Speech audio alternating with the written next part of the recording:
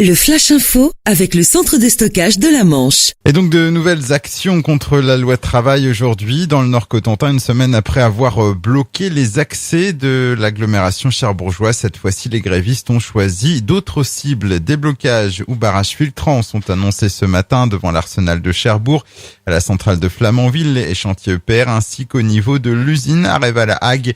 Les manifestants doivent ensuite se retrouver à 14h30 devant la gare de Cherbourg. Et suivant l'importance de la mobilisation, les syndicats évoquaient aussi la possibilité d'actions surprises. Ça risque aussi de bloquer dans les transports en commun, tout d'abord sur les rails. Selon les prévisions de la SNCF, comptez 6 trains sur 10 sur le Paris-Cherbourg, 4 trains sur 10 sur le Paris-Granville et la moitié des TER. Perturbation aussi au niveau des bus. Le réseau Zéphyr ne sera pas en mesure d'assurer toutes les rotations dans l'agglomération. Et du côté du port, les dockers ont prévu de retarder l'accostage des ferries de 2 heures à l'arrivée et d'1 heure au départ. Et dans les stations-service, la situation semble s'améliorer. La préfecture de la Manche vient de lever les restrictions d'approvisionnement en carburant, jusque-là limitées à 20 litres par personne.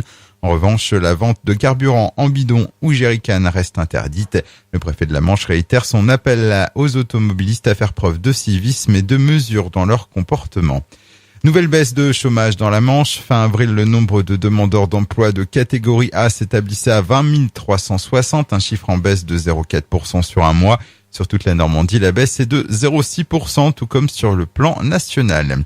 Le retour de l'archange du Mont-Saint-Michel, il doit être remis en place aujourd'hui en haut de l'abbaye. Il était parti le 15 mars dernier en hélicoptère pour être restauré dans un atelier de doreur très réputé à Marsac-sur-l'Île, près de Périgueux. Et puis du sport et du tennis, pas d'exploit pour Myrtille Georges. La Granvillaise est éliminée du tournoi de Roland-Garros. Défaite au deuxième tour hier après-midi contre la tête de série numéro 4 du tableau féminin, l'Espagnol Garbiñe Muguruza.